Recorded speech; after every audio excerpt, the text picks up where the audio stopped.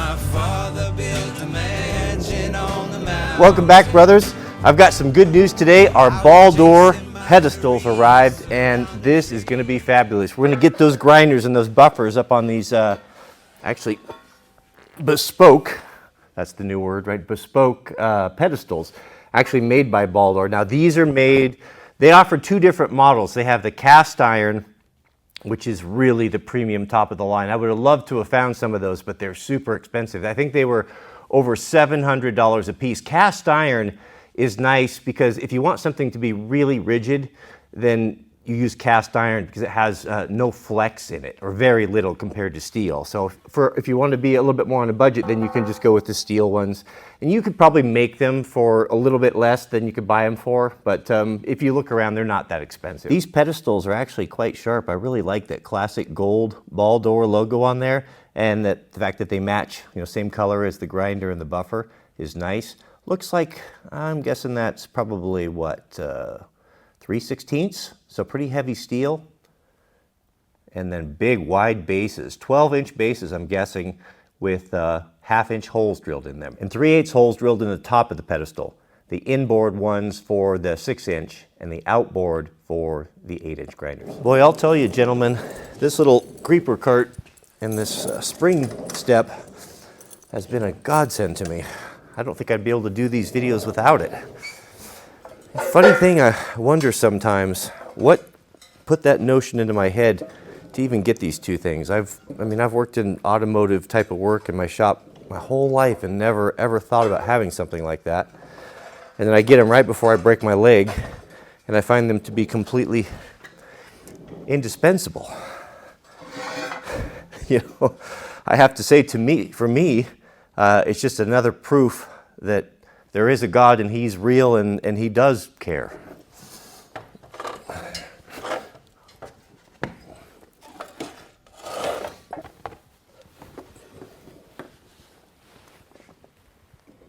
I think that's going to work out pretty good.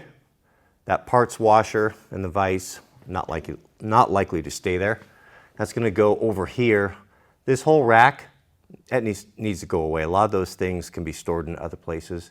And I'll put parts washer and hopefully media blaster right there to the left of the compressor. Lots of space between the two.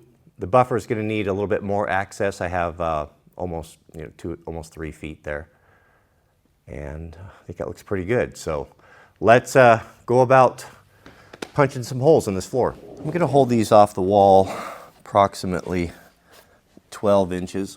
We can use this cribbing here as a spacer.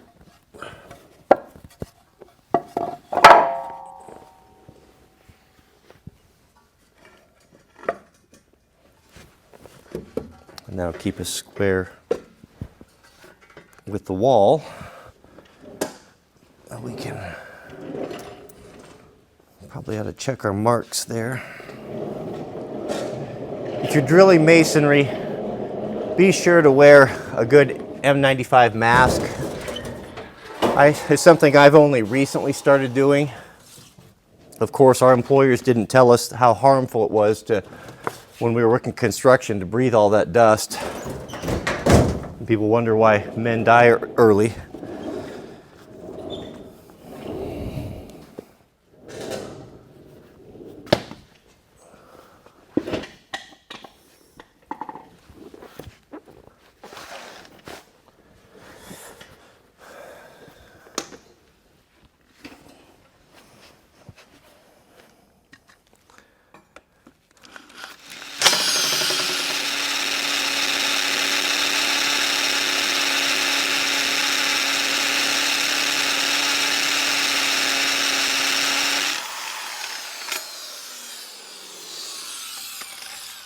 Well, Milwaukee makes some good tools, don't they?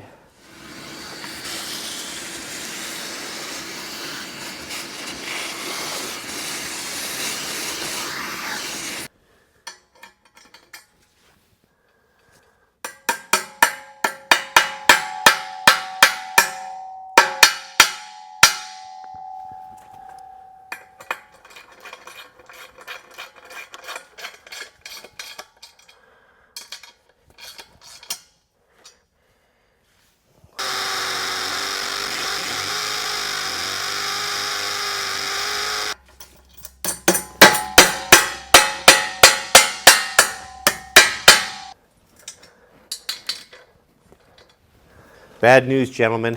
I burned up my bit, called the local hardware store, and they're out. They have to reorder. So I can only get 2 bolts in today. Well, let me show you something else. I was in error when I was talking about the reversing this motor head and having it spin this way. A couple of my subscribers straightened me out on a real serious danger or safety issue that could cause. So let's flip that motor and then we'll bolt it down to the pedestal. Here's the schooling I got from some very smart machinist subscribers.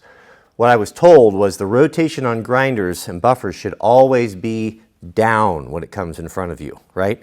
And the reason why is that if you're standing over this and this is turning the wrong way, like I have it going here, anything that you lose hold of is going to be shot up into your face.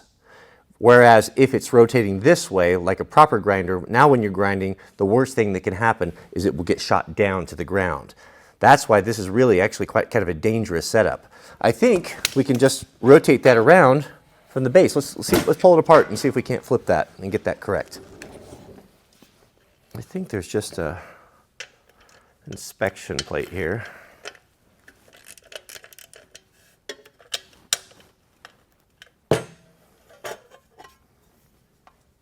Okay, so we just got a couple of, what is that, 1/2-inch bolts there. We should be able to just rotate that around.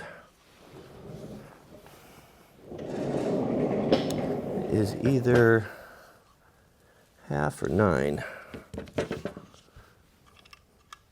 Oh goodness, it's in 7. Or 3/8. Ah.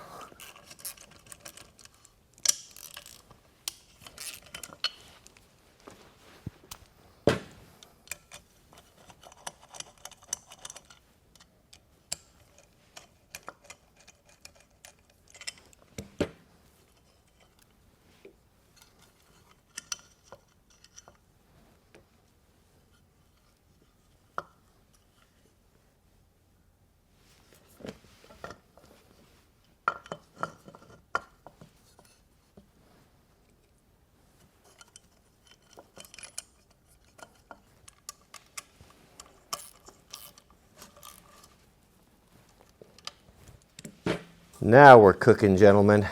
Okay. Oh, I got to put our cover on, don't we?